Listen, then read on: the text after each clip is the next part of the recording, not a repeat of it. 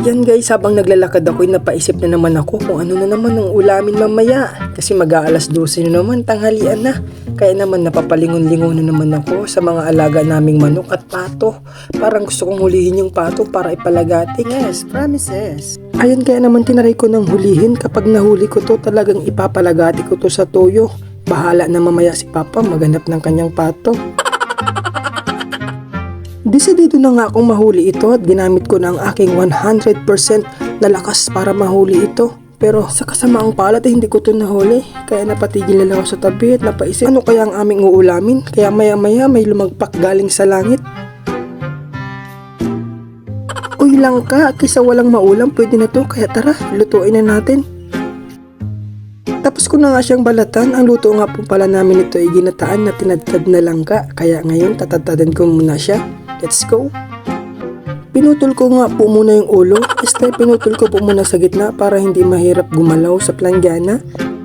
Ayan, tinadtad ko na siya. Parang ginawa sa puso mo ng iyong ex. Charot! Habang nagtatatad nga po pala ako, yung kapatid din nagkakain na ng nyog para naman may panggata na mamaya pagtapos ko. Pagkatapos ng isang dekada, ayan na, tapos ko na siyang tadtarin. Talagang nakakangalay.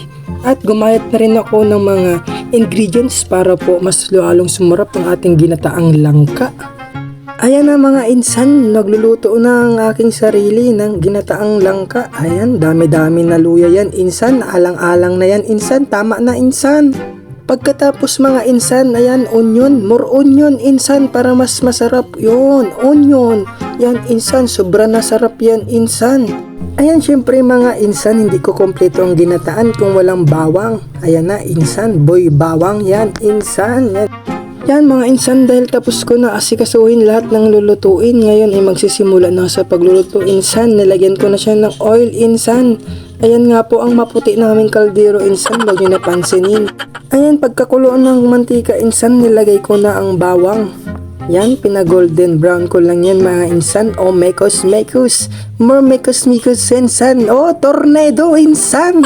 Pagka golden brown mga insan, nilagay ko ng onions. Yan, more onions insan. Talagang sarap-sarap na yan, sobra insan. Mekos ulit insan. Nilagay na rin namin insan ang loya na kung saan yan ang magpapakompleto sa ating ginataan insan. Yan, mekos ulit insan. Oh, mekos. Oh, tornado insan. Baka ay napapansin ninyo gaya na akong maginataan insan. Gayaan po talaga ako sadya magluto ng ginataan. Ginigisa ko muna yung mga panabya at saka ko ilalagay ang gulay. Ayan mga insan, nimix ko na yung toyo na dilis. O megos ulit insan. O megos, tornado na naman yan. More tornado na insan, hilo ng dilis insan.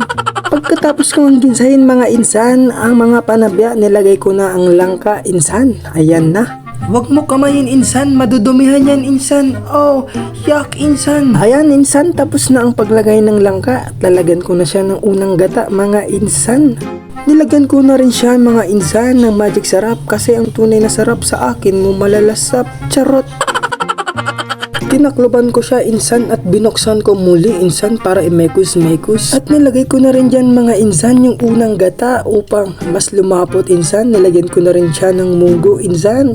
Unang tikim, sarap. At satisfied na ako sa lasa insan, kaya naman inawas ko na insan, nagsandok na ako para naman makakain na kami. Yan mga insan, kain na tayo. May kasama pa po palang bagoong yan. Sarap partner sa gulay na ginataan. Okay insan, kain na tayo. Ayan mga insan, hanggang dito na lamang ho. Comment nyo lang po kung may gusto kong ipaluto. Lutong probinsya lamang ho ang kaya ko. Ilang salamat.